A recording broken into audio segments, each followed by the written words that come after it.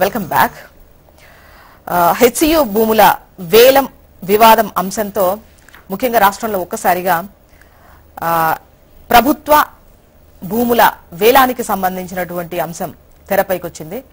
ముఖ్యంగా ప్రభుత్వాలు ఆదాయం కోసం ప్రభుత్వ భూములను వేలం వేయడం ఎంతవరకు కరెక్ట్? అంటే ఒక సంస్థ పెట్టాలి అని అన్నప్పుడు అఫ్ కోర్స్ వాటికి కావాల్సినటువంటి వెసులుబాట్లు, సబ్సిడీలు, రాయితీలు, భూముల కేటాయింపు జరుగుతుంది. ఎట్ ద సేమ్ టైం అమ్మి ఆదాయం సమకూర్చుకోవడం ఇది ఎంతవరకు కరెక్ట్? అండ్ దీనిపైన గతంలో కూడా చాలా సందర్భాల్లో మాట్లాడినటువంటి సిచ్యువేషన్స్ ఉన్నాయి. గెస్ట్లు రెడీగా ఉన్నారు, మాట్లాడదాం. ప్రభుత్వ భూములను వేలం వేసి ఆదాయం సంపాదించడం, సమకూర్చుకోవడం ఎంతవరకు కరెక్ట్ అన్న దానిపైన అల్జాపూర్ శ్రీనివాస్ గారు బీజేపీ సీనియర్ నాయకులు, డాక్టర్ చరణ్ కౌశిక్ యాదవ్ గారు కాంగ్రెస్ అధికార ప్రతినిధి, నరేష్ గారు బీఆర్ఎస్ సీనియర్ నాయకులు. నమస్తే అండి, వెల్కమ్ టు ద డిబేట్. నమస్తే మేడం. నమస్తే అండి. ముందుగా నరేష్ గారు మీరే చెప్పాలి, ఇప్పుడు హెచ్సిఈ భూములు అవి హెచ్సియువా లేదంటే ప్రభుత్వానివా ఇవన్నీ పక్కన పెడితే ముఖ్యంగా వేలం వేయడం కరెక్ట్ కాదు. ప్రభుత్వ భూమి అయినా ఏదైనా, మరొక విధంగా చెప్పాలి అంటే అది అక్కడ ఫారెస్ట్ ఉంది, బయోడైవర్సిటీ ఇదంతా ఇంప్రూవ్ అయింది కాబట్టి దాన్ని కూడా తప్పుపట్టినటువంటి పరిస్థితి అయితే ఉంది. సో ఈ భూముల వేలానికి సంబంధించి గత ప్రభుత్వం అయితే పెద్ద ఎత్తున విమర్శలు ఫేస్ చేసింది, ఆదాయం సమకూర్చుకోవడం కోసం భూముల వేలానికి సంబంధించి. అయితే గుడ్ మార్నింగ్ అండి. అక్కడ నుండి పెద్దలకు హెచ్ఎన్టీవీ ప్రేక్షకులకు మీకు అందరికి కూడా ఇక్కడ మేము ఏమంటా ఉన్నాం అంటే భూములు వేలం వేయడం, భూములు కేటాయించడం, భూములు ఇండస్ట్రీలకు ఇవ్వడం అనేది కొత్తగా చేసింది ఏం లేదు. అది పరిపాటి కింద నడుస్తూ ఉంది. 70 సంవత్సరాల కాలంలో ఏక నడుస్తుంది, అదే రకంగా నడుస్తూ ఉంది. కానీ ఇక్కడ ప్రాబ్లం ఎక్కడ వస్తా ఉందంటే సిటీ నడిబూడిలో ఉన్నటువంటి 400 ఎకరాల భూమిని ఏదైతే చుట్టుపక్కల ఉన్నటువంటి వాళ్ళు ఆహ్లాదంగా ఎంతో ఉత్సాహంగా అంటే ఆక్సిజన్ అందించేటువంటి లంగ్స్ ఆఫ్ హైదరాబాద్ అనే పేరు పెట్టి పిలుచుకునేటట్టుగా ఈ రోజు ఉన్నటువంటి ప్లేస్ ని తీయడం అనేది ప్రశ్న ఇక్కడ అందరికీ కూడా.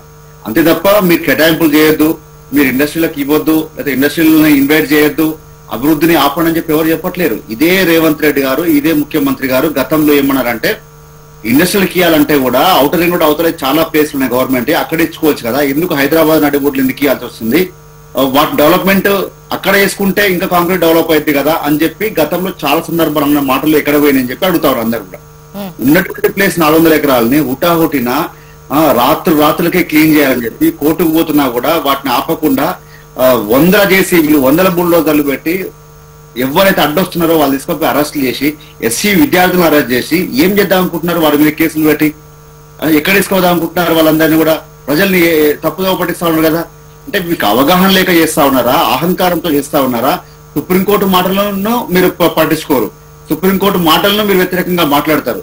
స్పీకర్ చేయాల్సిన పనుల గురించి వారికి ఉన్నటువంటి అత్యున్నత వాటి విలువల గురించి సుప్రీంకోర్టు వారికి ఏం చేసింది, కొంత సమయం ఇచ్చింది.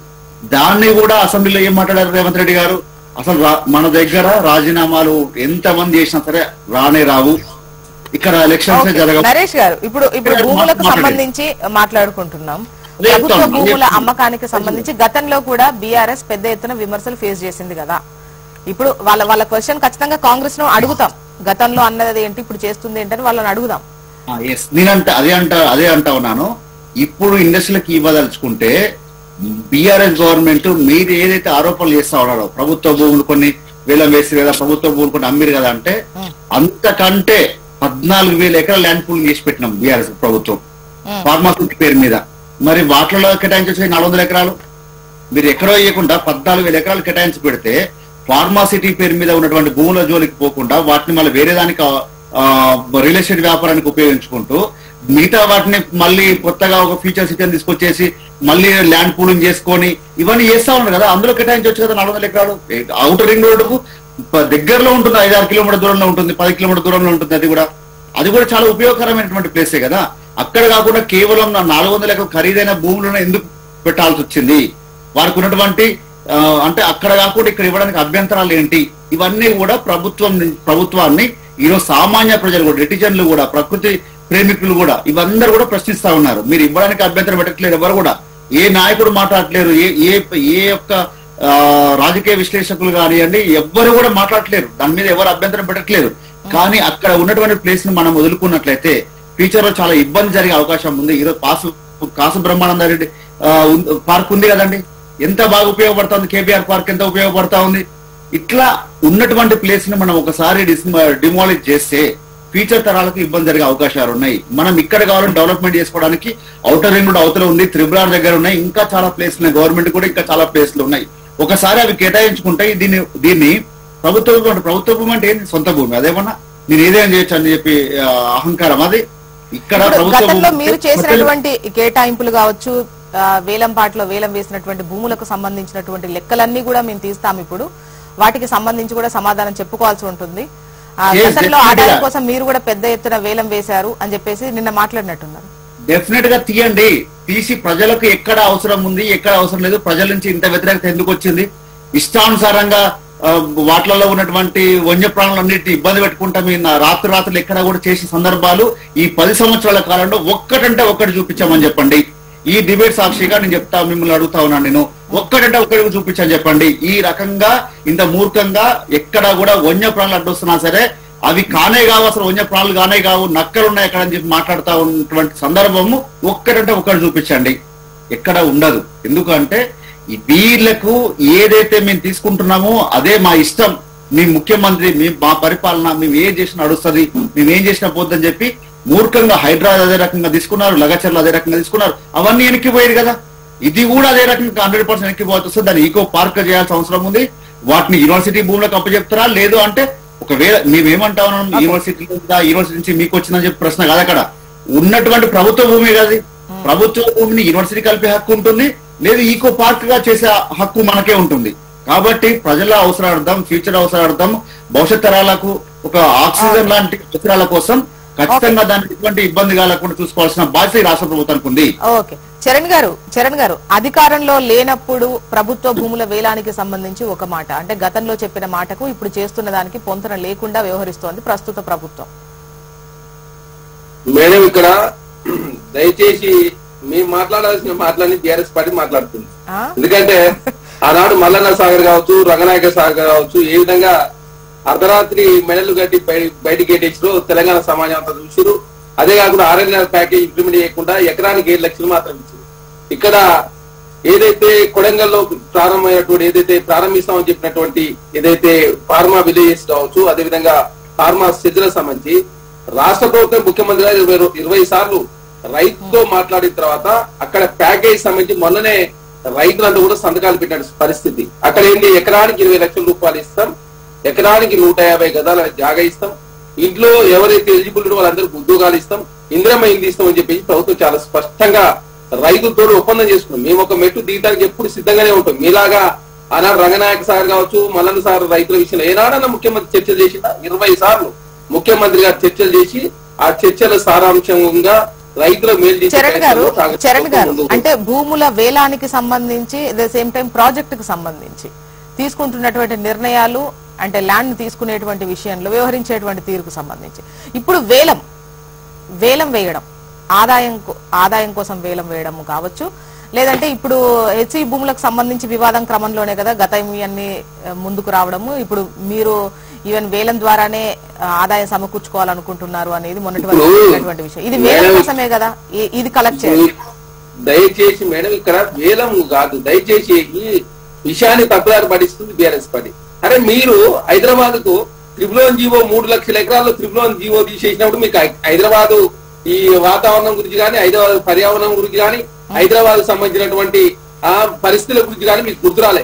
10% కన్స్ట్రక్షన్ చేయాల్సిన ప్లేస్ లో 100% కన్స్ట్రక్షన్ చేసుకోవాలని చెప్పేసి మీరు త్రిపులోన్ జీవో రద్దు చేసినప్పుడు మాత్రం మీకు గుర్తురాలేదు. కేటీఆర్ గారు పిరంగినాల మీద జనవాడలో పాములు కడుతున్నప్పుడు మీకు పర్యావరణం గుర్తురాలేదు, హైదరాబాద్ ఇంకో పార్క్ ఇంకోటి గుర్తురాలేదు.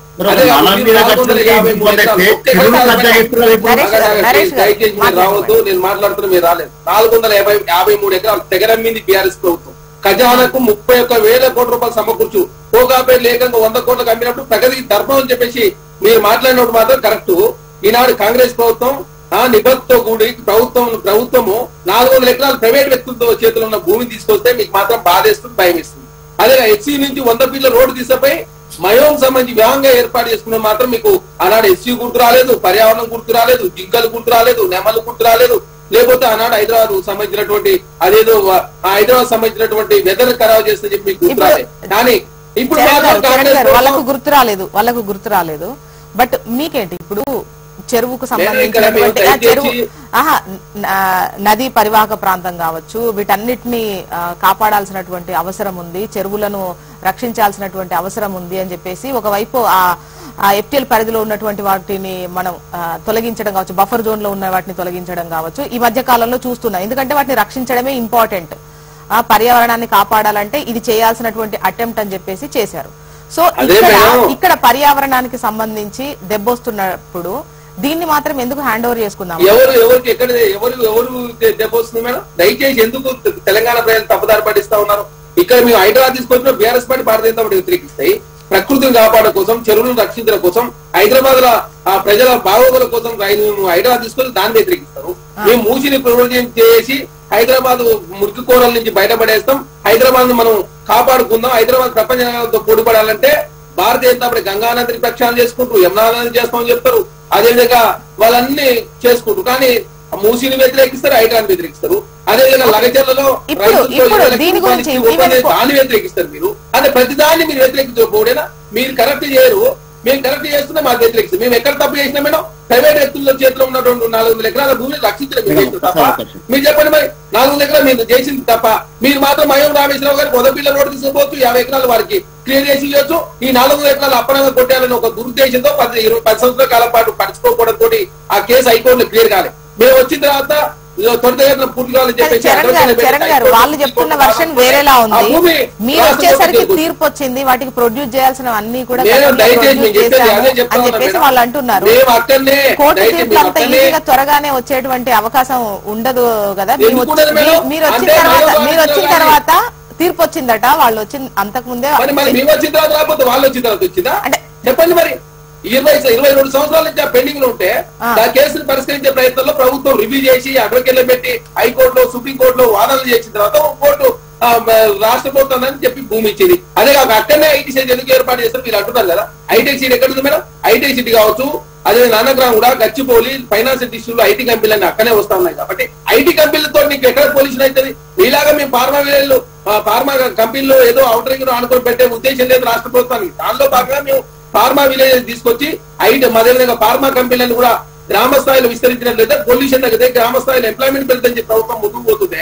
ప్రతిదాన్ని అడ్డుకునే ప్రయత్నం మీరే చేశారు. ఈ రోజు చూసి కదా నమస్తే తెలంగాణ టీవీస్ కోసం 352 కోట్ల రూపాయలు ఏ విధంగా 10 సంవత్సరాల కాలంలో మీరు చేసుకున్నారో చాలా స్పష్టంగా ఐటీ ఏదైతే ఇన్ఫర్మేషన్ టెక్నాలజీ చాలా స్పష్టంగా ప్రకటించింది. సొంత మీడియాకు 332 కోట్ల రూపాయలు 10 సంవత్సరాల కాలంలో నకిలీ సర్టిఫికేట్లు పెట్టి 2 పత్రికలకు సంబంధించి ఏ విధంగా గవర్నమెంట్ ప్రకటనలు నమస్తే తెలంగాణ కావచ్చు, తెలంగాణ టుడేకి ఏ విధంగా ఇచ్చుకురో రాష్ట్ర ప్రభుత్వం చాలా స్పష్టంగా ప్రకటించింది. మీలాగా మేము అట్లాంటి పనులు చేస్తున్నాం. లేకపోతే మయూర్ రామేశ్వరరావు గారికి అదే కాకుండా హైటెక్ సిటీ ఆనుకొని మయూర్ రామేశ్వరరావు 20 ఎకరాలు ఇచ్చింది. మరి ఆనాడు ప్రకృతి గుర్తురాలే వీళ్ళకు.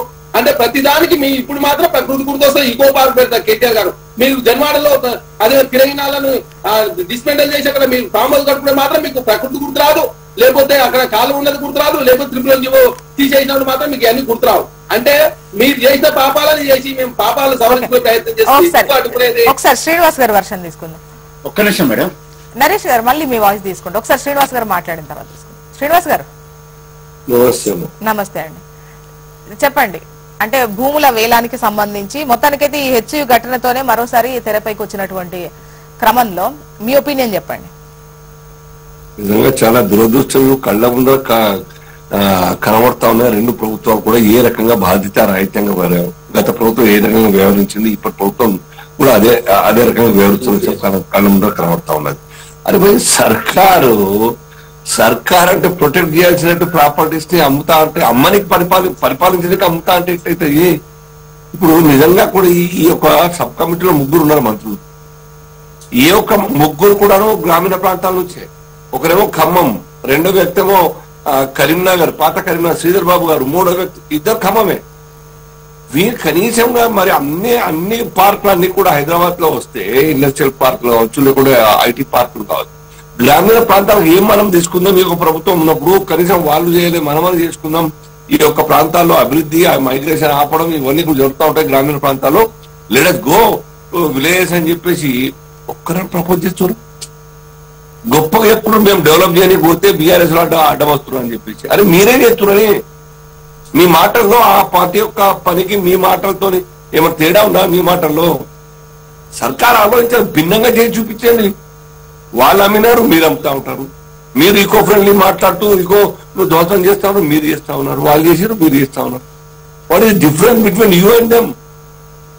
కాబట్టి సుప్రీంకోర్టు చెప్పాల్సిన అవసరం లేదు, హైకోర్టు చెప్పాల్సిన అవసరం లేదు, విద్యార్థి సంఘాలు రోడ్ల మీదకి వచ్చి ఉద్యమించాల్సిన అవసరం లేదు, లేకపోతే ప్రజా సంఘాలు కావచ్చు, పొలిటికల్ పార్టీలు కావచ్చు. మీ తప్పుని ఎత్తి చూపే అవకాశం ఇవ్వకుండా ఉండాలంటే సమగ్రంగా ఆలోచించాలి. We should apply mind.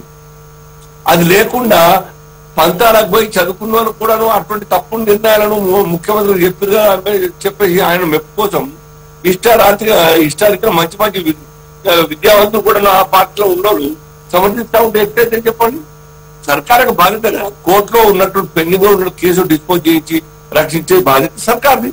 అది ఎప్పుడో రద్దయింది. దాని మీద ఆయన అప్పీల్ పోయిండు, కోర్టుకు పోయిండు ఆయన ఐఎంజీ వారి వాళ్ళు. దాన్ని రక్షించుకొని వచ్చింది ఎప్పుడో 15 సంవత్సరాల నుంచి. అది పెద్ద ఘనకార్యం కాదు కదా. అనేక ఇష్యూస్ రాష్ట్రంలో అటువంటి పెండింగ్ లో ఉన్నాయి. వాటిని అన్నింటి రక్షించుకోవాలని వచ్చిన బాధ్యత సర్కార్ది.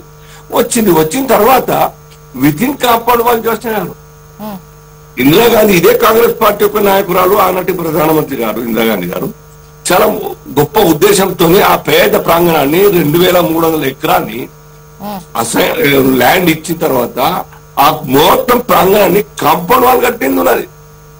కాంపౌండ్ వాల్ యుఎస్సి ఆ కాంపౌండ్ వాల్ లో ఉన్నది హెచ్యూది కాకుండా ఇంకేమైతే భలే మీ చేతిలో లీగల్ గా టైటిల్ డాక్యుమెంట్ తెప్పుకోవచ్చు కాక, కొద్దిగా టెక్నికల్ ప్రాబ్లం ఉండొచ్చు కావచ్చు. బట్ అలా అలొకేషన్ ఉన్నదా లేదా అని చూడండి. పొజిషన్ లో కాంపౌండ్ వాల్ మధ్యలో ఆ ల్యాండ్ ఉందా లేదా చూడండి. పోని ఇప్పటికీ అనుకుందాం సర్కార్ది అనుకుందాం. సర్కార్ది దాన్ని అంత మంచి ప్రాంగణాన్ని డిస్టర్బ్ చేసి మీరు ఏం సాధిస్తారు అక్కడ? ఆఫ్టర్ ఆల్ ఒక 10,000 కోట్లు 20,000 కోట్లే కదా అమ్మి తీసుకొచ్చేది. దాని ద్వారా మళ్ళీ ఆ ప్రాంగణం మీద డిస్టర్బ్ కాదు. ఐటీ పార్క్ వచ్చినా ఇంకేం వచ్చినా కానీ మీకు తర్వాత కాలేజ్ క్యాంపస్ కి యొక్క వాతావరణం మారిపోతుంది కదా. వాళ్ళు రోడ్లు ఇచ్చినారు విహంగా ఇంకో దాంట్లో టీఎన్జిఓకో ఇంకో దానికి ఇచ్చినట్టే మీరు అదే ఇస్తారా? ఏమైంది వాళ్ళ ఉస్మానియా పూర్తిగా అదే సుమారు 1200 ఎకరాలు ఎంత 1800 ఎకరాలు ఉంటే ఇప్పుడు ఎంత ఉన్నాయి అక్కడ ఉస్మానియా నుంచి? అంత మంచి వాతావరణం ఉన్నదాన్ని మొత్తం అర్బనైజ్ అయిపోయా, డిస్టర్బ్ అయిపోయా అంత. ఇది కూడా అదే ఒక మంచి వాతావరణం ఉన్నటువంటి ఒక ప్రాంతాన్ని పరిరక్షించిన బాధ్యత సర్కార్. అది లేకుండా పంతాలకు పోయి మేము తీసుకున్న నిర్ణయాన్ని ఆ ఉద్యమాల ద్వారా మేము బ్యాక్ రావాలన్నా మంచి నిర్ణయం తీసుకుంటే ఉద్యమాలు రావు. శ్రీనివాస్ గారు, ఓకే, వేలం ద్వారా ఆదాయం సమకూర్చుకోవడం కోసం ఈ వేలాన్ని తప్పుపట్టొచ్చేమో. అట్ ద సేమ్ టైం కొన్ని సంస్థలు రావాలి అని అంటే వాళ్లకు భూ కేటాయింపులు అవి చేస్తేనే వచ్చేటువంటి అవకాశం ఉంటుంది కదా. అటువంటి కేటాయింపుల్ని కూడా తప్పుపడుతూ అదే భూ కేటాయింపులకు భారతీయ జనతా పార్టీ వ్యతిరేకం కాదు.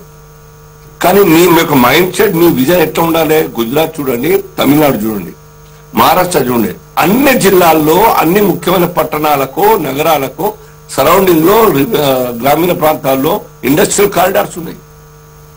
సిటీ ఇండస్ట్రియల్ డెవలప్మెంట్ కార్పొరేషన్ పేరు మీద మహారాష్ట్రలో, అలాగే తమిళనాడులో అన్ని మేజర్ టౌన్లలో నగరాల్లో మొత్తం కూడా ఇండస్ట్రియల్ ఇక్కడెక్కడ ఉన్నా ప్రపోజ్ చేస్తున్నవి ఉన్నాయన్నీ కూడా హైదరాబాద్ చుట్టుపక్కల హైదరాబాద్ ఇస్తా ఉంటే what about rural Telangana?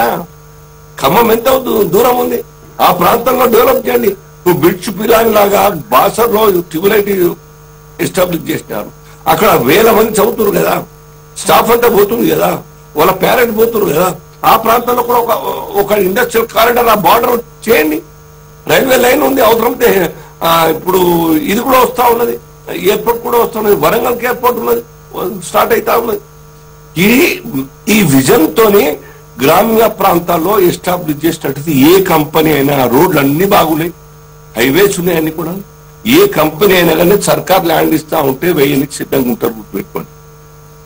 So ఆ రకంగా గ్రామీణ ప్రాంతాల్లో ఇట్లా టౌన్షిప్స్ వస్తే ఆ ప్రాంతం నుంచి హైదరాబాద్ కు మైగ్రేషన్ ఆగుతాయి. ఆ ప్రాంతం నుంచి పని దొరికిన కారణంగా గల్ఫ్ దేశాలకు కూలీలుగా ఉపాధి కోసం పోరు. ఆ ప్రాంతాల్లో అనేక మంది ఇండైరెక్ట్ గా చాలా మందికి ఉపాధి దొరుకుతుంది. ఆ టౌన్షిప్ యొక్క వాతావరణం మాకు అదే కదా అబ్దుల్ కలాం గారిది, అదే కదా మిషన్ రూర్బన్ పేరు మీద మోదీ గారు ప్రకటించింది, పాలసీ తయారు చేసింది. ఆ రకంగా చేస్తా ఉంటే డెఫినెట్ గా మోదీ గారు కూడా సపోర్ట్ చేస్తారు, కేంద్ర ప్రభుత్వం సపోర్ట్ చేస్తారు. మీకు ఆ విజన్ లేదు. అస్తమానం మీరంతా కూడా పంతాలకు పోయి విజన్ లేని కారణంగా ఇటువంటి ప్రపోజల్. అరే సిటీ ఇప్పుడు వాటర్ ప్రాబ్లం ఉన్నదా, రోడ్ల డ్రైనేజ్ ప్రాబ్లం ఉన్న హైదరాబాద్ లో, అలా అదే రకంగా ఇంకో 10 ఏళ్ళకు అక్కడ వేసినా అదే అవుతుంది. సో మీరేం చేయాలి, డీసెంట్రలైజేషన్ ఆఫ్ పాపులేషన్, డెన్సిటీని తగ్గియాలి. అది చేస్తలేదు, అది లేదు. మీకు ఆ అప్లికేషన్ ఆఫ్ మైండ్ లేదు సర్కార్. అధికారులు ఏం మాట్లాడతారు పాపం, చాలా బాధేస్తుంది. ఐఏఎస్ ఆఫీసర్లు గుడ్ ఐడియాస్ ఇవ్వాలి, బెస్ట్ ఐడియాస్ ఇవ్వాలి సర్కార్. అది కాదని ఈ రకంగా చేస్తే బాగుంటుందని చెప్పి ఒక పాలసీ అంటూ సమగ్రమైన పాలసీ తయారు చేసుకుని ఆ రకంగా ముందుకు పోవాలి. మురళి గారు, అక్నూర్ మురళి గారు సుమారుగా 1 year అవుతుంది, 9-10 నెలలు అయింది ఆయన చైర్మన్, కమిషన్ చైర్మన్ అయ్యి. ఇప్పుడు ఆ విద్యా వ్యవస్థ మీద చర్చ మొదలు. ఇప్పుడు విద్యాశాఖ మంత్రి ఎవరు? రేవంత్ రెడ్డి గారు. అరే విచిత్రం, మనకి ఎటుపోతున్నది. పనిచేసే అవకాశం అధికారులకు, పనిచేసే అవకాశం మీ యొక్క సబార్డినేట్ ఆఫీసర్లకు కానీ లేకుండా నాయకులకు కానీ ఆ పదవుల్లో మనకు అవకాశం ఇవ్వండి, ఆలోచించే అవకాశం ఏమి లేకుండా ముఖ్యమంత్రి గారు ఏం చెప్తే అదే సరి అని పాట పాడేటువంటి అలవాటు చేసుకుంటే నాయకులనే. ఇప్పుడు సబ్జెక్ట్ నాలెడ్జ్ ఉంటుంది శ్రీధర్ బాబు, ఎక్కువ సబ్జెక్ట్ నాలెడ్జ్ ఉంటుంది బట్టి విక్రమార్క, వాళ్ళ మైండ్ ఎడిపోతా ఉన్నది. వాళ్ళు కన్విన్స్ సీఎం అది కావాలి. ముఖ్యమంత్రి ఏం చెప్తే అది దానికి అరే కాదు, అర్థం చేసుకోరు. సర్వనాశనం అయితే రాష్ట్రం. ఇంత గుజరాత్ పల్లె ప్రాంతం మొత్తం కూడా అరే అక్కడ డెవలప్ అయింది, డెవలప్ అవుతా ఉన్నది. ఇంకా తమిళనాడు ఎంత డెవలప్ అయింది, ఇండస్ట్రియల్ గా నంబర్ 1 దేశంలో. ఇక్కడ ఎన్ని లక్షల మంది విదేశాల పోయారు, ఎంతమంది ఇంజనీర్స్ బయట దేశాల్లో ఉన్నారు, ఎంతమంది డిఫరెంట్ ఇంజనీరింగ్ వ్యవస్థలో ఉన్నోళ్ళు ఎంతమంది బయట పనిచేస్తున్నారు. అక్కడ నుంచి విదేశాలకు వెళ్ళారా? వెళ్తారు కానీ ఇక్కడ ఎక్కువ అమ్మా పనిలోకి పోతారు. ఇక్కడ ఆ అవకాశం కల్పించండి. ఒక ఇండస్ట్రీ, విదేశీ కంపెనీలు అన్ని కూడా ఇక్కడ వస్తున్నాయి కదా, మా ఎంఎన్సీస్ అన్ని కూడా ఎన్ని లక్షల మంది ఇక్కడ హైదరాబాద్ లో పనిచేస్తా ఉన్నారు. ఆ పిల్లలకి ఆ కంపెనీకి రాకుంటే ఆ పిల్లలంతా మళ్ళీ బయటికి వెళ్ళేవాళ్ళు కదా. నరేష్ గారు, అందరూ హైదరాబాద్ మీద ఫోకస్ పెట్టి ఇక్కడ ఉన్నటువంటి వాటి మీద డెవలప్మెంట్ ఇది అది అని అంటే ఉన్నంత భూమి ఎంతలో అయిపోతుంది. ఇంకా 10 సంవత్సరాలు కావచ్చు, ఇంకా 15 సంవత్సరాలకు పూర్తిగా భూమి ఉండకుండా పోతుంది. తర్వాత మీరు ఏమైనా చేద్దామన్నా కుదరదు. సో ఎందుకు గ్రామాల మీద ఫోకస్ పెట్టట్లేదు, తెలంగాణలో మిగతా ప్రాంతాల మీద ఫోకస్ పెట్టట్లేదు? గతంలో మీరు ఎందుకు పెట్టలేదు? ఈ విమర్శ అయితే మీరు చాలా సార్లు ఫేస్ చేశారు. దేశంలో అగ్రశ్రేణి పట్టణాలన్నింటిలో కూడా హైదరాబాద్ కు చాలా గొప్పతనం, విశిష్టత ఏంటంటే హైదరాబాద్ కి ఎక్స్పాన్షన్ ఉన్నంత స్కోప్ నాకు తెలిసి ఈ దేశంలో ఏ పట్టణానికి కూడా లేదు. హైదరాబాద్ ఉన్నంత స్కోప్ ఎక్కడ చూసినా, తెలంగాణ మొత్తం ఒకటి చేసినా కూడా కలిసిపోయేంతటువంటి మిడిల్ ప్లేస్ లో హైదరాబాద్ ఉంది. హైదరాబాద్ ప్లేస్ లేదని చెప్పి దీన్ని తప్పుదారి పట్టడం కాదు. ఉన్నటువంటి వాటిని ఎక్స్పాండ్ చేసుకుంటూ పోవాల్సిన అవసరం ఉంది. ఉన్నటువంటి వాటిని డెవలప్మెంట్ ని ఎక్స్పాండ్ చేసుకుంటూ పోవాల్సిన అవసరం ఉంది. డెవలప్మెంట్ ని RRR వరకు లేదంటే ORR వరకు, ORR అవతల వేసుకోవాల్సిన అవసరం ఉంది. గతంలో జరిగింది అంటే గతంలో ఉన్నటువంటి చిన్న పట్టణాన్ని మనం విస్తరించుకోవడం కోసమే ORR లో ఏర్పాటు చేసుకున్నాం. ORR అవతల ఇప్పుడు చేసుకోవాల్సిన అవసరం ఉంది. ORR తర్వాత RRR ఏర్పాటు చేసుకుంటాం. RRR దగ్గర చేసుకోవాల్సిన అవసరం ఉంటుంది. గతాన్ని చూపించేసి ఇప్పుడు కూడా హైదరాబాద్ లో పెడతాము, వాటి నుంచి రోడ్లు ఇచ్చారంటే రోడ్లు మనవి కాదు, దట్టమైన అడవుల నుంచి కూడా రోడ్లు ఇవ్వాల్సిందే. ఇప్పుడు ఉన్నటువంటి పరిస్థితుల్లో సెంట్రల్ గవర్నమెంట్ పర్మిషన్ ఆ రకంగా ఇస్తుంది, ఇవ్వాల్సిందే. మనం కంటోన్మెంట్ విషయంలో కానివ్వండి, లేదా ఫారెస్ట్ ల్యాండ్ లో రోడ్ల విషయంలో కానివ్వండి, ఎన్నో సార్లుగా పెండింగ్లు పెట్టిరు సెంట్రల్ గవర్నమెంట్, అవి ఇచ్చింది. అవి ప్రజల సౌకర్యార్థం ట్రాన్స్పోర్ట్ విషయంలో ఖచ్చితంగా రోడ్లు ఇవ్వాల్సిందే. దట్టమైన అడవుల్లో వచ్చింది. మీరు చెప్పింది ఇది దీంట్లో రామేశ్వరరావు రోడ్ ఇచ్చిరంటే ఈ రోడ్ల విషయంలో ఖచ్చితంగా ట్రాన్స్పోర్ట్ విషయం రోడ్డు ఎంత పడుతుంది? 100 feet రోడ్డా, 200 feet రోడ్డా, రోడ్డు ఎంత పడుతుంది చెప్పండి? రోడ్డు ఇచ్చారు కాబట్టి మేము మొత్తం 400 ఎకరాలు మొత్తం నాశనం చేసేస్తాము. అసలు అటవీ శాఖ చట్టం ఏం చెప్తా ఉంది? మీరు అన్ని చెట్లు నరికేటప్పుడు ఎవరి దగ్గర పర్మిషన్ తీసుకున్నారు? రాత్రు చేయాల్సిన అవసరం ఏముంది? అక్కడ ఉన్నటువంటి వన్య ప్రాణులకు మీరు ఏమి స్పెషల్ గా వారికి ప్రొటెక్షన్ కోసం ఏమి సదుపాయాలు ఏర్పాటు చేశారు? ఏమి లేకుండా అవే వెళ్ళిపోతాయి, అవే ఉంటాయని చెప్పుకుంటుంటే ఇంత మూర్ఖత్వం ప్రభుత్వం ఏందండి? ఈరోజు గొప్పగా చెప్పుకుంటా ఉన్నారు కదా, మాది ప్రజాపాలన, ఇందిరమ్మ పాలన చెప్తా ఉన్నారు కదా. ఇందిరమ్మ ఇచ్చినటువంటి భూములను నువ్వు కాపాడలేకపోతా ఉన్నావు. ఒకవేళ అది SCU నుంచి డైవర్ట్ అయింది అనుకుందాము, నిజంగానే ఇందిరమ్మ పాలనే కదా, నీకు అవకాశం వచ్చింది కదా మళ్ళీ ఇందిరమ్మ పేరు చేసుకోవడానికి. మరి 400 ఎకరాలు మళ్ళీ SCU ఎందుకు కలపలేకపోతా ఉన్నావు? లేదు ఆ పేరు మీద 400 ఎకరాలు ఎందుకు పార్కులు చేయలేకపోతా ఉన్నావు? దాన్ని ఒక నమ్మకంగా పెట్టుకున్నటువంటి వాటిని నేను అంటా ఉన్నానండి. ఈ రోజు బడ్జెట్ లో అవన్నీ నరికివేసిన తర్వాత 500 కోట్లు కాదు, 1000 కోట్లు కాదు, ఎన్ని కోట్లు పెట్టినా సరే ఆ వృక్ష సంపద అనేది రావడం అసాధ్యం. కాబట్టి ఉన్నటువంటి వాటిని మొత్తం నరికేసేస్తా, తర్వాత నేను 1000 కోట్లు పెడతా అంటే 1000 కోట్లు పెడితే ఉపయోగం లేదు. ఈ రోజు చెన్నైలో వాటర్ కోసం ఎంత ఇబ్బంది పడతా ఉన్నా. HCU కోసం అంటే చేసినటువంటి కామెంట్స్ లో మేము వచ్చిన తర్వాత వెనక్కి తీసుకుంటాము అన్నటువంటిది ఒక కామెంట్ పాస్ చేయడం, దానిపైన కూడా అంటే ఇదొక్కటే అనే కాదు, ఓవరాల్ గా అన్నటువంటి కాంటెక్స్ట్ లో వెళ్ళి రేపు పొద్దున ఏమైనా రావాలి అంటే కూడా ఈ HCUకి సంబంధించిన భూములని కాదు, ఓవరాల్ గా రావాలంటే ఇండస్ట్రీస్ భయపడేటువంటి పరిస్థితి ఉంటుంది, ఇమేజ్ దెబ్బతినేటువంటి అవకాశం ఉంటుంది. సో ఒక మేము వచ్చిన తర్వాత మళ్ళీ వెనక్కు తీసుకుంటున్నాం అన్నటువంటి కామెంట్స్ ఎంతవరకు కరెక్ట్ అని చెప్పేసి కాంగ్రెస్ నేతలు అంటున్నారు. రైట్ రైట్ వాళ్ళు కాంగ్రెస్ నేతలు సృష్టించినటువంటి అబద్ధ ప్రచారానికి మీరు మంచి ప్రశ్న వేశారు. కేటీఆర్ గారు అన్నది మా పార్టీ తీసుకున్నటువంటి అధ్యక్షుడు తీసుకున్న నిర్ణయం ఏంటంటే కేవలం ఆ 400 ఎకరాలకు మాట మాత్రమే. అది ఎక్కడ ఇస్తే వెనక్కి తీసుకుంటే ఎక్కడ చెప్పలేదు. కేవలం ఆ 400 ఎకరాలలో లంగ్స్ ఆఫ్ హైదరాబాద్ గా పిలుచుకున్నటువంటి మనము మన ఫారెస్ట్ ని, అక్కడ ఉన్నటువంటి అటవీ సంపదనని మనం దాన్ని పోగొట్టుకోవడానికి ఇబ్బంది అవుతుంది, ఇష్టం లేకనే ఈ తీసుకున్న నిర్ణయం. అభివృద్ధికి ఇష్టం లేకనే తీసుకున్న నిర్ణయం కాదు. అభివృద్ధి కావాలంటే ఇంకా చాలా ప్లేస్లు ఉన్నాయి, ఎవరు ఏమి ఇబ్బంది పడట్లేరు. ఈ రోజు మేము గొప్పగా చెప్పుకుంటా ఉన్నాం, హైదరాబాద్ కు దగ్గర అతి సమీపంలో 14,000 ఎకరాలు ల్యాండ్ పూలింగ్ చేస్తే కూడా ఏ ఒక్క రోజు కూడా ఈ రకంగా ఇబ్బంది కాలే. నువ్వు చేసే 1000 ఎకరాలకు 2000 ఎకరాలకు కూడా చాలా ఇబ్బంది అవుతా ఉంది. అది ప్రశ్నిస్తే వాళ్ళు ఏమంటా ఉన్నారు, మల్లన్న సాగర్ దగ్గర గొడవ కాలేదా? మల్లన్న సాగర్ దగ్గర ఉన్నటువంటి పరిస్థితి ఏంది, ఇక్కడ ఉన్న పరిస్థితి ఏంది? ఉన్నటువంటి ల్యాండ్ తీసుకొని కొన్ని లక్షల ఎకరాలు సాగు కోసము 10ల సంఖ్యలో ఎకరాలు, 100ల సంఖ్యలో ఎకరాలు పోయి దాన్ని రిజర్వాయర్ గా ఏర్పాటు చేసుకొని తద్వారా దాని వల్ల ఇంకా ఉత్పత్తి పెంచుకోవడానికి ప్రయత్నం చేస్తే దాన్ని దీన్ని సేమ్ అని చెప్పి చూపించే ప్రయత్నం చేస్తారు. మల్లన్న సాగర్ భూముల గురించి మాట్లాడతారు. ఇప్పుడు నేను ఏమంటా ఉన్నాను, ఇక్కడ ఇప్పుడున్నటువంటి తక్షణమైనటువంటి చర్య ఏంటంటే ఈరోజు సుప్రీంకోర్టు యొక్క గైడ్ లైన్స్ మనం ఫాలో అయినప్పటికీ కూడా అటవీ సంపదని లేకపోతే వృక్ష సంపదని ఇష్టానుసారం తీసేసే హక్కు ఎవరికి ఉండదు. 100% సుప్రీంకోర్టు దీన్ని ఖచ్చితంగా ఆపేస్తుంది. ఒకవేళ అంతకన్నా ముందే ఈ ప్రభుత్వం కనుక కమిటీ ఎందుకు వేసిందండి? కాలయాపనం కాదా? నేను అడుగుతాను, ఆ కమిటీలో ప్రకృతి ప్రేమికులు లేకపోతే మిగతా అఖిలపక్ష నాయకులు ఈ రకంగా ఉన్నటువంటి ఫారెస్ట్ ఆఫీసర్లు ఉన్నారండి దాంట్లో. మళ్ళీ 3 కమిటీ కదా, ఆ 3 నిర్ణయం తీసుకుంది కూడా ఆ 3 కదా, ఆ 3 కమిటీతో కదా. అంటే మినిస్టర్ ఏదైతే మంత్రివర్గం తీసుకున్న నిర్ణయంలో ఉన్నటువంటి వారితోనే మళ్ళీ కమిటీ వేసి కాలయాపన చేయడం అంటే ఖచ్చితంగా ప్రజలని మోసం చేయడమే. మీరు ఫారెస్ట్ అధికారులు దాంట్లో లేరు, అఖిలపక్ష నాయకులు దాంట్లో లేరు, ఎస్సీ విద్యార్థులు లేరు, ఎస్సీ ప్రొఫెసర్ లేరు, ఎవరు లేకుండా 3తో మీరు కమిటీ వేసుకొని కాలయాపన చేసి అంటే సుప్రీంకోర్టు ఈ కమిటీ కూడా అందరిని ఇప్పుడు విద్యార్థి సంఘాలకు సంబంధించి కావచ్చు, జేఏసీకి సంబంధించి కావచ్చు, ప్రతి ఒక్కరి దగ్గర నుంచి కూడా వివరాలు తీసుకుంటారు. ఆ వివరాలనే 6 నెలల్లో కోర్టు ముందు ప్రొడ్యూస్ చేసేటువంటి ఇది ఉంటుంది. సో ఆ టైంలో ఇచ్చినటువంటి వివరాలకు వాటికి పొందన లేకపోతే ఖచ్చితంగా క్వశ్చన్ చేస్తారు కదా, వాళ్ళంతా వాళ్ళు ఇవ్వడానికి లేదు కదా. కమిటీ అంటేనే సంప్రదింపులు జరిపి నివేదిక లేదండి. కమిటీ అంటేనే ఎక్స్పర్ట్స్ కమిటీ. మేము వెళ్ళి మళ్ళీ అదే కమిటీ తెలుసుకుంటామంటే కాదు.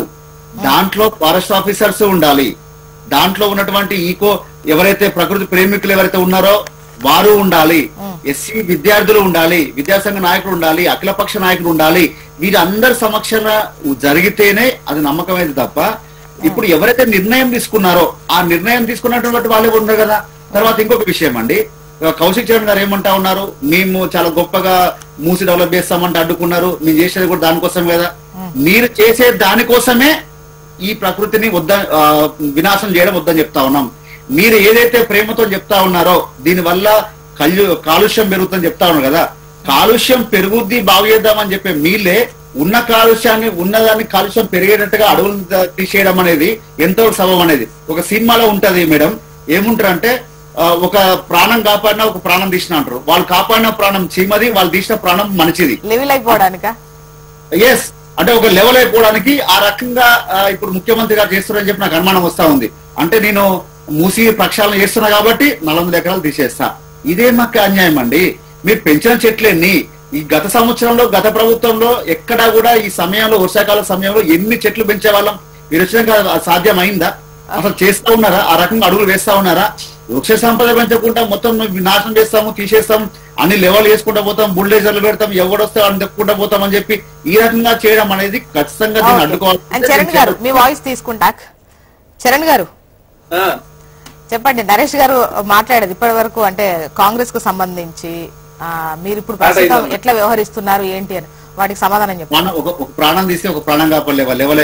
ఇక్కడ దయచేసి అర్థం చేసుకోవాల్సింది ఏంటంటే, మీరు చూడండి, కాంగ్రెస్ ప్రభుత్వం ఎక్కడ కూడా గుర్తుపెట్టుకోవాలి, ఐటీ కావచ్చు, ఫార్మా ప్లేస్ లో ఫార్మా విలేజ్, హైదరాబాద్ కి ఇబ్బంది జరుగుతారే మేము ఫార్మా విలేజ్ తీసుకొచ్చి ఫార్మాను మొత్తం గ్రామాల స్థాయికి తీసుకుపోయినట్టు అక్కడ ఎంప్లాయ్మెంట్ పెరుగుతుందని చెప్పి సదుద్దేశంతో ప్రభుత్వం ముందుకు పోతాం. ఇక్కడ ఐటీ సంబంధించి ఐటీ సీట్లు గతంలో ఐటీ ఉన్నది, నానక్రామంలో గచ్చిబౌలి, అదేవిధంగా ఫైనాన్స్ రిజిస్టర్ లో ఐటీ ఉంది కాబట్టి ఐటీ కంపెనీల ద్వారా ఎక్కడ కూడా హైదరాబాద్ ప్రకృతికి ఎలాంటి హాని జరగదు కాబట్టి దానిలో భాగంగా ముందుకు పోతా ఉన్నాం. అదే కాకుండా ఇప్పుడు ఇంత చెప్తున్నటువంటి భారతీయ జనతా పార్టీ దేశంలో గత 10 ఏళ్లలో 16 లక్షల ఎకరాల అడవిని నాశనం చేసిందే భారతీయ జనతా పార్టీ. ఏకంగా ఛత్తీస్గఢ్ లో అయితే దాదాపు 10,000 ఎకరాలు అదాని కంపెనీకి ఇచ్చారు. మణిపూర్ లో అడవులని అదానికి ఇస్తే అక్కడ మణిపూర్ లో 2 తెగల మధ్య గొడవ స్టార్ట్ అయింది. అదే కాకుండా కార్పొరేట్ ప్రాజెక్టుల పర్యావరణ అనుమతి జారీ చేయడానికి బీజేపీ ప్రభుత్వం గడువు గతంలో 6 రోజుల నుండి 170 రోజులు కుదించింది. 600 రోజులు ఉండేది. ఎందుకంటే ఏదైనా పర్యావరణ అనుమతి ఇచ్చినప్పుడు ఆచి తూచి చాలా రకాలుగా చర్చ చేసుకొని ఇచ్చేవాళ్ళు. 600 రోజుల గడువుని 170 రోజులకు కుదించారు. అదే కాకుండా national board for wild life అని చెప్పి స్వతంత్ర సభ్యుల సంఖ్య అలా 17 మంది ఉంటే దాన్ని 3 తగ్గించి ఏకంగా ఏ విధంగా పర్యావరణానికి సంబంధించినటువంటి హాని చేస్తా ఉన్నారో చూస్తా ఉన్నారు. అదే కాకుండా నరేంద్ర మోడీ గారు ప్రభుత్వం వచ్చిన తర్వాత ఎక్కడ కూడా ఒక ప్రభుత్వ రంగ సంస్థను స్థాపించలేదు. వాళ్ళే అప్పనంగా అన్ని ప్రభుత్వ రంగ సంస్థలను కూడా అమ్ముతా ఉన్నారు. లాస్ట్ బిఎస్ఎన్ కూడా దివాళా తీసే పరిస్థితి తీసుకొచ్చారు. ఎల్ఐసి కూడా అదే చేసి అదాని అంబానికి అడగట్టే ప్రయత్నం చేస్తా ఉన్నారు.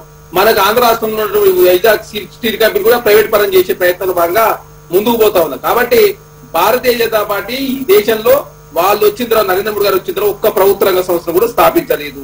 అదే కాకుండా తెలంగాణ రాష్ట్రంలో కేసీఆర్ గారు ప్రభుత్వం వచ్చిన తర్వాత మీరు ఒకసారి చెక్ చేసుకోండి, అటవీ భూములు తెలంగాణ రాష్ట్రంలో తగ్గినాయా పెరిగినాయా ఒకసారి చెక్ చేసుకోండి. మరి మీరు ఇన్ని చెట్లు పెట్టిన అంటున్నారు, ఇంత చేసిన చెప్తున్నారు, మరి ఎందుకు అటవీ భూములు తగ్గినట్టు? మరి తెలంగాణ రాష్ట్రంలో 23% ఉన్నటువంటి అటవీ భూముల సంఖ్య 18.3% తగ్గిందని చెప్పేసి కేంద్ర గణాంక సంస్థ చాలా స్పష్టంగా ప్రకటించింది. దానిలో భాగంగా తెలంగాణలో 50 సెంటీమీటర్ల ఎండ వస్తా ఉంది. 50 సెంటీమీటర్లు. గతంలో ఈ పరిస్థితి ఉండేది కాదు. 50 డిగ్రీలు సెంటీమీటర్ 50 డిగ్రీల ఎండ వస్తా ఉంది. గతంలో 2014 ముందు ఒకసారి చెక్ చేసుకుంటే హైదరాబాద్ ఈ స్థాయిలో కావచ్చు తెలంగాణలో ఎండ ఉండేది కాదు. కానీ అడవి విస్తీర్ణం తగ్గడం, అదే కాకుండా ఆ స్థాయిలో చెట్లు పెట్టకపోవడం, అదే కాకుండా ప్రకృతిని కాపాడే ప్రయత్నంలో ఆనాడు బీఆర్ఎస్ ప్రభుత్వం ముందుకు పోలే కాబట్టి తెలంగాణ రాష్ట్రంలో ఇప్పుడు 50 డిగ్రీల ఇప్పుడు ఇదే దానిపైన మళ్ళీ మీరెందుకు అదే స్టెప్ తీసుకోబోయారు? మేము ఈ స్టెప్ ఏం తీసుకోలేదు మేడం. మేము ఫార్మా విలేజ్ల కోసం ఫార్మా విలేజ్ తీసుకొస్తా ఉన్నాం. అదే మూసిని పునర్జీవింప చేసుకుని హైదరాబాద్ మూసిపోర నుంచి బయటపడే ప్రయత్నంలో కాంగ్రెస్ ప్రభుత్వం ముందుకు పోతా ఉంది. హైదరాబాద్ తీసుకొచ్చి చెరువులు రక్షిస్తూ ప్రకృతిని కాపాడే ప్రయత్నం మేమే చేస్తా ఉన్నాం. మీరే త్రిభువన్ జీవో తీసేసి 3 లక్షల ఎకరాల్లో 100% కన్స్ట్రక్షన్ చేసుకుని పర్మిషన్ ఇచ్చారు. అదే కాకుండా ఆనాడు ఎఫ్ఏసిఎల్ రూల్స్ ఎకరానికి 1,50,000 ఎస్ఎఫ్ ఇస్తే మీరు వచ్చిన తర్వాత 5.5 లక్షల ఎస్ఎఫ్ ఇచ్చి ఏ విధంగా మీరు ప్రకృతికి హాని చేస్తే తెలంగాణ సమాజం చూసారు. ఇక్కడ మేమేం కొత్తగా మీరు 5,50,000 ఎస్ఎఫ్ ఒక ఎకరాకి 1,50,000 ఉన్న ఎస్ఎఫ్ ని 5,50,000 ఎస్ఎఫ్ ఏ విధంగా పెట్టి ప్రకృతి మీరు హాని చేసారు. మీరు చేసినటువంటి అన్ని తప్పులను మీరే చేసి ఇప్పుడు కాంగ్రెస్ ప్రభుత్వం ఆపాదిస్తే తెలంగాణ సమాజం హర్షించదు. మేము మీలాగా 1,50,000 ఎస్ఎఫ్ ని 5,50,000 పెంచలేదు. త్రిపులోన్ జీవులు మేము తీసేయలేదు. మూసిని పునర్జీవుల కోసం హైదరాబాద్ తీసుకొచ్చినాం. అదే మూసినే అదేవిధంగా చెరువులు రక్షించే కార్యక్రమం కాంగ్రెస్ ప్రభుత్వం చేస్తా ఉంది. హైదరాబాద్ కు దగ్గర ఉన్న ఫార్మా సిటీని రద్దు చేసి ఫార్మా విలేజ్ తీసుకొచ్చి హైదరాబాద్ కాపాడే ప్రయత్నం మేమే చేస్తా ఉన్నాం. అదేగా ఔటర్ రింగ్ వేసేటప్పుడు దాదాపు 16,000 ఎకరాలు ఏ విధంగా అక్వైర్ చేసి ఏ విధంగా హరితహారం పేరు మీద ఏ విధంగా మొక్కలు పెంచినో తెలంగాణ సమాజాన్ని చూసింది. ఎక్కడ కూడా ప్రభుత్వము కాంగ్రెస్ ప్రభుత్వంలో ఏమైనా చిన్న చిన్న ఇబ్బందులు ఎందుకు వస్తాయి కాంగ్రెస్ ప్రభుత్వం చేసినప్పుడు అని చెప్పేసి బీఆర్ఎస్ పార్టీ మాట్లాడుతా ఉంది కదా. మా ప్రభుత్వంలో స్వేచ్ఛ ఉంది కాబట్టి మాట్లాడే అవకాశం ఉంది. అదే కాకుండా ఆనాడు బీఆర్ఎస్ ప్రభుత్వం ఎవరికి స్వేచ్ఛ లేదు. మల్లన్న సాగర్ కావచ్చు, రంగనాథ శాఖకు సంబంధించి 2013 ల్యాండ్ అక్విజిషన్ యాక్ట్ ఇంప్లిమెంట్ చేయని చెప్తే ఆనాడు పడుచుకున్న పాపాన పోలేదు. ఈ రోజు సెటిల్మెంట్ వ్యవహారంలో బట్టి విక్రమార్క గారి నేతృత్వంలో కమిటీ ఏర్పడి, కమిటీ ఎందుకు సంప్రదింపు చేయడం కోసం కమిటీ ఏర్పాటు చేస్తే అందులో నిపుణులున్నారో వాళ్ళున్నా కాదు. సంప్రదింపులు అందరితో మాట్లాడాలంటే ప్రభుత్వం ఏర్పాటు చేసే మంత్రుల కమిటీ వాళ్ళందరితో చర్చిస్తారు. యూనివర్సిటీ విద్యార్థులతో కావచ్చు, యూనివర్సిటీ బీసీ అదే పాలక మండలితో కావచ్చు, లేదా పర్యావరణ ప్రేమికులతో కావచ్చు, వీళ్ళందరితో మాట్లాడే ప్రయత్నం. మీరు ఆనాడు కనీసం మాట్లాడిన పాపాన పోలేదు, పరిస్థితుల పాపాన పోలేదు. కనీసం ప్రజాస్వామ్యం లేకుండా చేసి ధర్నాలు చేసుకునే అవకాశం లేదు. ఆనాడు ముఖ్యమంత్రి గారు ఎవరితో మాట్లాడిన సందర్భం లేదు. ఇక్కడ లగచర్ల విషయంలోనే 20 సార్లు ముఖ్యమంత్రి గారు అక్కడన్నట్టు రైతులతో మాట్లాడి పరిహారం 7 లక్షలు మీరు ఇస్తే మేము 20 లక్షల పరిహారం 150 గదాల జాగా ఇంద్రమ్మ ఇల్లు ఒక ఇంటికి ఉద్యోగం ఇస్తున్నాం అంటే ప్రజా ప్రభుత్వం ఏ విధంగా ప్రజల్లో వేదన కూడా చేయడానికి మేము సిద్ధంగా ఉన్నాం. దానిలో భాగంగా మేము ముందుకు పోతా ఉన్నాం తప్ప అదే కాకుండా మీరు వచ్చిన తర్వాత ఏమన్నా తెలంగాణ రాష్ట్ర యూనివర్సిటీ మీరు బెంగళూరులో చెప్పండి. ఆనాడు సెంట్రల్ యూనివర్సిటీ హైదరాబాద్ కైనా, జేఎన్టీ కైనా, లేకపోతే మహాత్మా గాంధీ యూనివర్సిటీ, తెలంగాణ యూనివర్సిటీ, సంబంధించి మీ హయాంలోనే 2300 ఎకరాలు ఇచ్చారు, కాదనేది లేదు. ఆ తర్వాత వివిధ కేటాయింపులతో ప్రస్తుతానికి 1800 ఎకరాలు ఏదో మిగిలాయి, 1700 సమ్ చేంజ్. అందులో ఇప్పుడు 400 ఎకరాలకు సంబంధించి అంటే ఇవన్నీ జరగడానికి ఓవరాల్ గా దీనికి సంబంధించి ఒక టైటిల్ లేకపోవడమే, అది మేము తెచ్చే ప్రయత్నం చేస్తున్నారు. ఈ 400 ఎకరాలకు చెప్పండి. మేము చెప్పేది ఏంటంటే, ఈనాడు ఎన్డీఏ ముఖ్యమంత్రి ఆంధ్రప్రదేశ్ లో చంద్రబాబు నాయుడు గారు ఉన్నారు. ఆనాడు ఎన్డీఏ ముఖ్యమంత్రి 2004 జనవరిలో ఎన్డీఏ ముఖ్యమంత్రి చంద్రబాబు నాయుడు గారు 400 ఎకరాలు 25వ సర్వే నెంబర్ తీసుకునేటప్పుడే 36, 37 సర్వే నెంబర్లో ఉన్నటువంటి 397 ఎకరాల 26 గుంటలు అక్కడ అవతల సైడ్ బదలాయింపు చేసిన తర్వాత మాత్రమే 400 ఎకరాలు తీసుకుంది. ఇక్కడ అప్పనంగా యూనివర్సిటీ భూమిని గుంజుకోలేదు. దయచేసి అనవసరంగా టీఎన్జిఓకు వారు ఆనాడు కేటాయింపులు చేశారు. ఇక్కడ రాష్ట్ర ప్రభుత్వం సదుద్దేశం విద్యార్థుల ప్రమాణాలను దృష్టిలో పెట్టుకుని రాష్ట్ర ప్రభుత్వం ముఖ్యమంత్రి గారు మంత్రులతో సమావేశం ఏర్పాటు చేసి రాష్ట్ర ప్రభుత్వం చేతిలో ఉన్నటువంటి భూ బదలాయింపు హక్కులని కూడా 390 ఎకరాలకు సంబంధించి ఇప్పుడు గోపన్పల్లిలో అక్కడ కేటాయింపులు చేశారు అన్నారు. ఆ తర్వాత మళ్లీ దానికి సంబంధించి సమ్ ప్రాజెక్ట్స్ వాటి గురించి మన్మోహన్ సర్కార్ హయాంలో వాటిని మళ్లీ తీసుకోవడం జరిగింది. ఇప్పుడు ప్రస్తుతం యూనివర్సిటీకి ఇచ్చినవి ఎక్కడ అనేది కూడా విద్యార్థులు చేసిన క్వశ్చనే కదా. ఇది రెండు మీ హయాంలోనే జరిగినవి. కేటాయింపులేమో చంద్రబాబు నాయుడు టైం 2004 or 3 ఆ టైంలో జరిగింది. ఆ తర్వాత తీసుకున్నటువంటి క్రమం రద్దు చేయడం కావచ్చు, దానికి సంబంధించి గోపన్పల్లిలో ఉన్నటువంటి భూమి తీసుకున్న దానికి సంబంధించి కావచ్చు, మళ్ళీ కాంగ్రెస్ హయాంలోనే జరిగింది. మేడం మేము ఇక్కడ ఎక్కడ తీసుకున్నాము, ఎవరి కాడ తీసుకున్నాము, ఆనాడు చంద్రబాబు నాయుడు గారు ఏదైతే అవన్నీ తీసుకున్న తర్వాత ఈ 400 ఎకరాలకు సంబంధించి 36, 37 సర్వే నెంబర్లు ఇచ్చిన తర్వాత అదేవిధంగా మయం రామేశ్వరరావు గారు 50 ఎకరాలు అదే 25 సర్వే నెంబర్లు వారి కోసం 100 బిల్ల రోడ్ వేసారు. మయం వివాహంగా ఏర్పాటు చేసుకుని 40 ఫ్లోర్ కట్టుకున్నారు. ఇంకా 25 ఎకరాల ల్యాండ్ వారి అక్కడ ఖాళీగా ఉన్నది. అదేవిధంగా మయం మన శ్రీనివాస్ గౌడ్ మాజీ మంత్రికి సంబంధించి వారి బినాముల పేరు ఇంకా 20 ఎకరాలు ఉన్నది. కాబట్టి దయచేసి ఏంటంటే కాంగ్రెస్ ప్రభుత్వం ఎక్కడ కూడా జనాలకు మాత్రం క్లారిటీగా చెప్పాలంటే అప్పుడు కేటాయించారు ఇప్పుడు కేటాయించారు కాదు, నంబర్స్ తోని ఏ ఇయర్ లో ఎప్పుడు ఏ ప్రభుత్వ హయాంలో అనేది ఒక క్లారిటీతో ఉండాల్సినటువంటి అవసరం అయితే ఉంది. రోడ్ వేయడం ఒక వంత అయితే కేటాయింపులు చేసినటువంటి ఇయర్ ఎప్పుడు అనేది కూడా ఇక్కడ ఇంపార్టెంట్. కేసీఆర్ గారు ఏం చెప్పిందంటే యూనివర్సిటీలకు ఇంత భూమి ఎందుకు, ఉస్మానియా యూనివర్సిటీలో కూడా మేము డబుల్ బెడ్రూమ్ కడతా చెప్పి కేసీఆర్ గారు మాట్లాడారు. వారు ఎకరాలు అమ్మితేనే ప్రగతి దర్పం అంట. వాళ్ళు అన్ని చేస్తే అన్ని వాళ్ళు చేసినవన్నీ కరెక్ట్. అదే కాకుండా ఇప్పుడు కేంద్ర ప్రభుత్వం మీరు చూడండి మేడం, ఒకనాడు ఇంజనీరింగ్ కాలేజ్ ఏర్పాటు చేయాలంటే 20 ఎకరాలు ఉంటారు. ఈ రోజు హైదరాబాద్ ఇంజనీరింగ్ కాలేజ్ ఏర్పాటు చేయాలంటే ఎకరం కూడా అవసరం లేదు, ఓన్లీ వాళ్ళు చెప్పినటువంటి ఎస్ఎఫ్టీ ఉంటే సరిపోతుందని చెప్పేసి కేంద్ర ప్రభుత్వం ప్రతిసారి నిబంధన తక్కువ చేస్తుందని చెప్పేసి వారే గతంలో కేసీఆర్ గారు మాట్లాడారు. మేము మాట్లాడిన మాటలు కాదు, వారు చేస్తే కరెక్ట్ అయ్యి కాంగ్రెస్ ప్రభుత్వం గతంలో చంద్రబాబు నాయుడు గారు ఇచ్చినటువంటి ప్రైవేట్ వ్యక్తులు చేతిలో ప్రభుత్వం తీసుకుంటే ప్రభుత్వం తీసుకుంటే వచ్చిన నష్టం ఏంటంటే మేము సెంట్రల్ నుంచి భూమి పరిధిలో తీసుకున్నామా అంటే ప్రైవేట్ వ్యక్తులతో పోరాటం చేసి కాంగ్రెస్ పార్టీ తప్పు చేసిందా లేకపోతే ప్రభుత్వాలు తప్పు చేసినా? ప్రభుత్వం తీసుకొని అక్కడ ఐటీ చేసి పెడితే 5 లక్షల ఉద్యోగాలు వస్తాయని చెప్పేసి ప్రభుత్వం భావిస్తే 5 లక్షల ఉద్యోగాలు రావద్దు, నిరుద్యోగం పెరగాల, తెలంగాణ పెట్టుబడి రావద్దు, తెలంగాణ అంధకారం తయారు కావాలని చెప్పి బీఆర్ఎస్ పార్టీ కోరుకుంటా ఉంది. దానిలో బాగా పెట్టుబడిదారులు బెదిరించే ప్రయత్నం కేటీఆర్ చేస్తా ఉన్నారు. ఎవరన్నా తీసుకుంటే మేము చూస్తాం, దాన్ని ఎక్కువ పార్క్ మారుస్తాం అంటే ఏమన్నట్టు అంటే తెలంగాణ పెట్టుబడి రావద్దని బెదిరిస్తారా మీరు? అది మీరు చేసిన మేము అట్లే చేసినా చెప్పండి. మీరు మేము రామేశ్వరరావు చెప్పండి. మరి ఇంత మాట్లాడుతున్న జ్యోష్ట గారు, ఇంత ఉద్యమం నడుస్తున్నా గానీ ప్రభుత్వంలో చలనం లేదు. రీథింక్ చేస్తాం మేము, ఆలోచిస్తాం మేము. ఈ అర్బన్ లో ఉన్నటువంటి ఈ యొక్క ఇండస్ట్రీ ఇక్కడ కాకుండా గ్రామీణ ప్రాంతాల గురించి ఆ మాట రావట్లేదు. రెండో మాట, వాళ్ళు 3 మెన్ కమిటీ మినిస్టర్స్ యొక్క కమిటీ ఇన్స్ట్రక్షన్స్ ఇస్తావారు. ప్రభుత్వం తీసుకున్న నిర్ణయానికి దానికి అనుగుణంగానే సుప్రీంకోర్టు జవాబు తయారు చేయాలా, ఎక్కడ కూడా డీవియేషన్ లేకుండా ఉండాలి, పనులు ఏం జరగదు. డీవియేషన్ చేసిందే మీరు.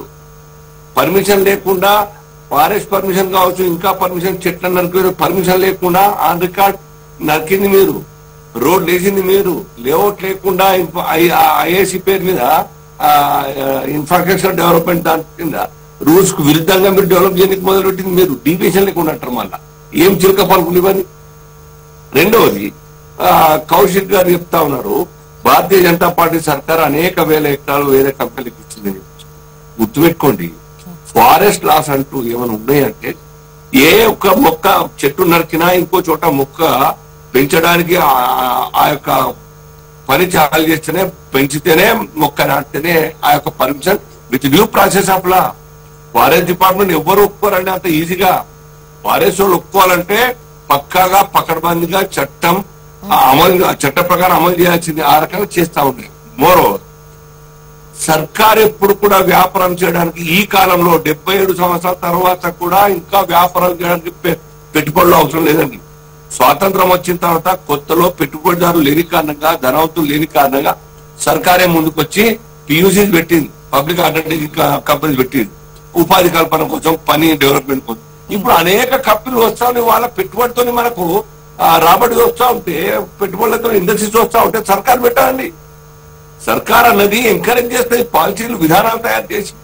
ఈ కాలంలో మళ్ళా పెట్టుబడి పెట్టి ఏముంటుంది? వ్యాపారం కోసమా? ప్రజల యొక్క జీవన ప్రమాణాలు పెరగడానికి పాలసీ తయారు చేస్తారు. ప్రైవేట్ కంపెనీస్ యొక్క పెట్టుబడులు రావడానికి ఆకర్షించే విధంగా వాళ్ళను ఎంకరేజ్ చేస్తూ ఉంటాయి. ఈ రకంగా సర్కార్ ఉండాలి. కానీ ఇప్పటి కూడాను సర్కార్ అదే వ్యాపార ధోరణితో ఆస్తులు అమ్మి నేను సర్కార్ నడుపుతా, అమ్మేసి జీతాలు ఇస్తా. ఇదేం లెక్క అర్థం కాదు. కొత్త ఇన్నోటిగా ఆలోచించండి మీరు. రెవెన్యూ ఎంత తగ్గిపోయింది సర్కార్ది. ఏ రంగంలో మీరు రెవెన్యూ పెంచే ప్రయత్నం చేస్తా ఉన్నారు చూడండి మీరు. రెవెన్యూ పెరగడం అంటే కామన్ మ్యాన్ యొక్క కొనుగోలు శక్తి పెరిగితే, ఆయన ఖర్చు పెంచితే సర్కార్ రెవెన్యూ పెరగాలి. కానీ బీర్ బాటలు, విస్కీలు అమ్మేసి రెవెన్యూ పెంచే విధంగా కాదు. ధరలు పెంచేసి రెవెన్యూ, స్టాంప్ డ్యూటీ పెంచేసి, లేకుంటే రిజిస్ట్రేషన్ వాల్యూ పెంచేసి రెవెన్యూ పెంచడం కాదు. Per capital income common man మీద పెరగాలి. ఆయన ద్వారా పర్చేస్ కెపాసిటీ ద్వారా కొనుగోలు జరగాలి. జిఎస్టీ రూపంలో, ట్యాక్స్ రూపంలో సర్కార్ కూడా ఇంత ఆలోచించాలి. అది ఆలోచిస్తలేదు ఎవరు కూడా. ఆస్తులు అమ్మడానికి ఏందండి విచిత్రం ఉన్నది? మీకేం అధికారం ఉన్నది? ట్రస్టీగా ఉండాలి సర్కార్ అంటే. ఆ సర్కార్ రాబోయే తరాలకు మీరు బాధ్యతతోని ఆ యొక్క ట్రాన్స్ఫర్ చేయాలి మీ యొక్క ప్రాపర్టీస్ ని వచ్చే తరాలకు, వచ్చే సర్కార్. మీరేం చేస్తున్నారు? అది కాదు. ఇప్పటికైనా ఆలోచించండి. ఏదో పేపర్లు చూస్తే, ఏదో టీవీలో ఈకో ఫ్రెండ్లీ పార్క్ అని కొనసాగిస్తామని చాలా సంతోషం. చాలా under the ownership of హెచ్యూ continue చేయండి. అక్కడ విద్యాసంస్థలకు సంబంధించి ఇంత చెన్నైలో చూడండి గేట్. ఏకో పార్క్ దానికి సంబంధించి చరణ్ గారే చెప్పాలి. చరణ్ గారు అనౌన్స్మెంట్ అయితే ఏం జరగలేదు, బట్ ఒక కథనం మాత్రం చూసాము నిన్న. చెన్నై ఐఐటిలో గేట్ లోపల ఎంటర్ కాగానే అన్ని వెహికల్స్ గోడ కానుకొని ఉంటాయి, సైకిల్ తీసుకొని పోవాలి. ఎంత లోపల, ఎంత పెద్ద చెన్నై ఐఐటి. ఆ రకంగా మీరు తయారు చేసుకోవచ్చు వాతావరణం ఖరాబ్ కాకుండా. అది లేకుండా, కొత్తదనం లేకుండా ఏది పడితే అది ఆలోచన వచ్చేసరికి తెల్లారి అమలు చేసి సర్కారు చేసే పనులకు ఉద్యమాలు రాకుండా ఏమొస్తాయేమో చెప్పండి. ఓకే చరణ్ గారు, ఏంటి ఇప్పుడు అక్కడ ఎకో పార్క్ ప్రపంచ స్థాయి మెచ్చేటువంటి ఎకో పార్క్ 2000 ఎకరాలతో చేస్తామని నిన్న ఒక కథనం చూసాం. అది అంటే కాంగ్రెస్ అనౌన్స్మెంట్ అయితే రాలేదు, ఏ నేత కూడా మైక్ ముందేం చెప్పలేదు, బట్ అటువంటిది చూసాము. ఆలోచన ఉందా మేడం? ఇక్కడ ప్రభుత్వము ఎట్టి పరిస్థితిలో గుర్తుపెట్టుకోండి, ప్రజలకు గాని విద్యార్థులకు గాని నష్టమయ్యే పనులు ఎక్కడ చేయమనేది చాలా స్పష్టం. భారతీయ జనతా పార్టీ పెద్ద పెద్ద మాటలు, మరి ప్రభుత్వ రంగంలో మొత్తం అమ్మింది వాళ్ళే మేడం. ఒక్క ప్రభుత్వ రంగ సంస్థలు స్థాపించారని చెప్పేసి నరేంద్ర మోడీ గారు ప్రభుత్వం నిరూపిస్తే మేము దేనికే రెడీ. నరేంద్ర మోడీ గారు వచ్చిన తర్వాత ప్రభుత్వ రంగ సంస్థలన్నీ అప్పనంగా అమ్మిరు. అదానికి అంబానీ అంటగట్టిరు. అదేవిధంగా ఇప్పుడు ఉన్నటువంటి ఏకంగా మన వైజాగ్ స్టీల్ కంపెనీ కూడా అదానికి అంటగట్టే ప్రయత్నం వాళ్ళు చేస్తా ఉన్నారు. ఇక వాళ్ళంటే కొత్త పరిశ్రమలు స్థాపి, అదే కాదు వాళ్ళ అప్పులు లేకుండా ఈ దేశాన్ని నడిపిస్తారని చెప్తారు. ప్రతి బడ్జెట్ లో 20 లక్షల కోట్లు, 15 లక్షల కోట్లు. అదే నరేంద్ర మోడీ గారు వచ్చిన తర్వాత 63 లక్షల కోట్ల అప్పున్న భారత ప్రభుత్వము 2 లక్షల కోట్ల అప్పు పోయింది కదా. ఈ నరేంద్ర మోడీ గారు దేశాన్ని మొత్తం ఇక అసలు అభివృద్ధి పదాలు ముందుకు తీసుకుని మాట్లాడితే అదే కాకుండా జీడిపి, భారతదేశ జీడిపి 8% 6.3%, 1.7% జీడిపి తగ్గింది. వికసిత భారత లక్ష్యం నెరవేరాలంటే 2047 70 లక్షల ఉద్యోగాలు కూడా 8% జీడిపి సాధిస్తుంది తప్ప వికసిత భారత లక్ష్యం నెరవేరాలని చెప్పి ఎకనామిక్ సర్వే చాలా స్పష్టంగా, మీ ఫైనాన్స్ అడ్వైజర్ చాలా స్పష్టంగా ఒక రోజు బడ్జెట్ ముందు ప్రకటించారు కదా. ఇంతకన్నా ఇక భారతీయ జనతా పార్టీ అబద్ధాలు కాంగ్రెస్ ప్రభుత్వమే చేస్తుంది ఇట్లా. అదే కాకుండా ఇక్కడ ఏం చేస్తా ఉన్నారు, నరేంద్ర మోడీ గారు వచ్చిన తర్వాత రేట్ లేదు, తగ్గినట్టు మాట్లాడుతా ఉన్నాం. రీఛార్జ్ అన్నారు 249 ఉంటే ఈ రోజు 490 అయింది. అన్ని డబుల్ అయిపోయినాయి. అదేవిధంగా 60 రూపాయల పెట్రోల్ 116 రూపాయలు ఈ రోజు. 200 టీవీ రీఛార్జ్ 450 రూపాయలు అయింది. నరేంద్ర మోడీ గారి ప్రభుత్వం వచ్చి మొత్తం రేటు తగ్గినట్టు వారు మాట్లాడుతూ ఉన్నారు. 420 గ్యాస్ 950 రూపాయలు అయింది. ఇక ఇట్లా ఎప్పుడు పోతే నరేంద్ర మోడీ ప్రభుత్వం దేశ ప్రజలకు మేలు చేసిందా కీడు చేసిందా వారు వచ్చేది జీడీపీ పెరిగిందా రూపాయి పతనం అవుతూ ఏ విధంగా ముందుకు పోతూ చూస్తా ఉన్నాం. ట్రంప్ గారు 26% భారతదేశంలో ఎగుమతుల మీద విపరీతంగా ట్యాక్స్ విధించడంతో మొత్తం స్టాక్ ఎక్స్చేంజ్ మొత్తం కొలాప్స్ అయిపోయింది. దాని మీద ఇంతవరకు భారత ప్రభుత్వం అది నివారణ చర్యలు చేపట్టలేదు. నిర్మలా సీతారామన్ గారు కావచ్చు, నరేంద్ర మోడీ గారు ట్రంప్ గారు విధిస్తున్న ట్యాక్స్ల మీద ఇంతవరకు భారత ప్రభుత్వం కావచ్చు ప్రపంచవ్యాప్తంగా వరల్డ్ ట్రేడ్ వార్ వస్తుందని చెప్పి చర్చ జరుగుతుంటే భారత ప్రభుత్వం పరచుకోకుండా ఎంతసేపు కాంగ్రెస్ ప్రభుత్వం విషయం చెప్పే ప్రయత్నం మీరు చేసేట్లా మీరేమన్నా ఒక చట్టాలు ఆ చట్టాలు ఇచ్చారు కరెక్టే. భారతదేశంలో మీరు వచ్చిన తర్వాత ఫలాంటి జీడీపీ పెరిగిందో రూపాయి పదంగా కాపాడినామో ప్రభుత్వ రంగ సంస్థ మేము పెట్టామనో నిరుద్యోగం తక్కువ చేసినామో ఆకలి జాబులు తగ్గినానో లేకపోతే ఇవన్నీ మీద చర్చ చేస్తాం రన్ అంటే ఇంతవరకు దాని మీద చర్చ రాకుండా ఎంతసేపు ముస్లింల మీద వక్ఫ్ బోర్డు వివాదం మీద లేకపోతే యూనిఫామ్ సివిల్ కోడ్ మీద లేకపోతే పాకిస్తాన్ మీద హిజాబులు అవి ఇవి అని చెప్పి రోడ్డు ఏదో సరి మాట్లాడుతున్నాం తప్ప డెవలప్మెంట్ మీద చర్చ చేయడానికి మీ ప్రభుత్వం సిద్ధంగా ఉన్నాం. తెలంగాణ రాష్ట్రంలో కాంగ్రెస్ ప్రభుత్వం అధికారులకు వచ్చిన తర్వాత మేము చెప్తాం మేము ఇచ్చిన గ్యారంటీలు ఎన్ని అమలు చేసినామో లేకపోతే నరేంద్ర మోడీ ప్రభుత్వం అప్పేందో కేసీఆర్ గారు చేసిన అప్పేందో అన్ని మీద చర్చ చేయడానికి సిద్ధంగా ఉన్నాం. ఆనాడు ప్రకృతి ఆ విఘాతం కల్పించేది ఎవరో ప్రకృతి ఏ విధంగా మేము కాపాడే ప్రయత్నం మాదే ఉందని చాలా సిద్ధంగా ఉన్నాం. ఈ కోకాపేట భూములకు సంబంధించిన వేలం పైన కూడా విచారణ జరపాలి, అప్పుడు పర్యావరణ విధ్వంసం ఎంత జరిగింది ఏంటి అన్నటువంటి వివరాలు కూడా సేకరిస్తోంది ప్రభుత్వం అని చెప్పేసి అంటున్నారు. ఆ వేలానికి సంబంధించి కూడా గత ప్రభుత్వం విమర్శలు ఫేస్ చేస్తోంది. అయితే ఒక విషయం ఏంటంటే జనంలో ఒక మా నానుడు ఉంటది, ఒక తప్పు చేసి దాన్ని కవర్ చేయడం కోసం 100 తప్పులు చేస్తారని ప్రభుత్వం కూడా అదే చేస్తా ఉంది. ఈరోజు వారు చేసిన తప్పును అయితే చూపితే మీరేం చేశారని చెప్పి చూపించే ప్రయత్నం చేస్తారు.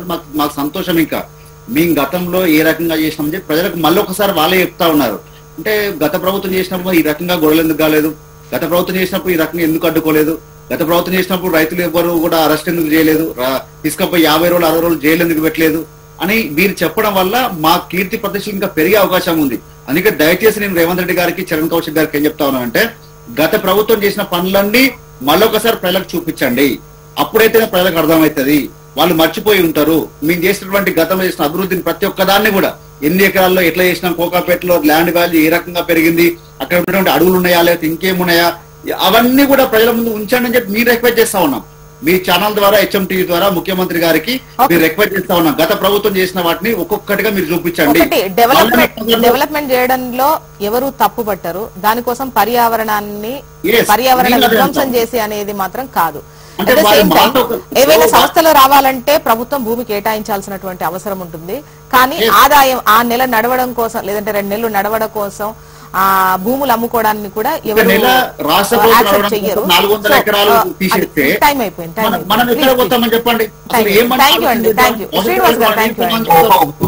ఒకటే లైన్ లో చెప్పండి, మీరు ఏం చెప్పాలనుకుంటారు? ఒకటి లైన్ లో చెప్పండి. బీఆర్ఎస్ మీద అనేక ఆరోపణలు అక్రమాలు జరిగినాయని చెప్పి వాళ్ళ కాలంలో చెప్తున్నారు కదా, మీరు వాటి మీద ఏమైనా యాక్షన్ తీసుకున్నది ఇప్పటిదాకా? ఎఫ్ఎస్ఐ పేరు మీద అనేక నిర్ణయాల మీద ఏం యాక్షన్ తీసుకున్నారు? ఏం పొలిటివ్ స్టెప్ తీసుకున్నారు మీరు? చూడండి, వాటికి సంబంధించి ఆ వేళలకు సంబంధించి కూడా వివరాలు తీస్తారట, రిపోర్ట్ చూపిస్తారట. And thank you so much అండి డిస్కషన్ లో పాల్గొన్నందుకు. శ్రీనివాస్ గారు, చరణ్ కౌశిక్ యాదవ్ గారు, నరేష్ గారు థ్యాంక్ యూ అండి.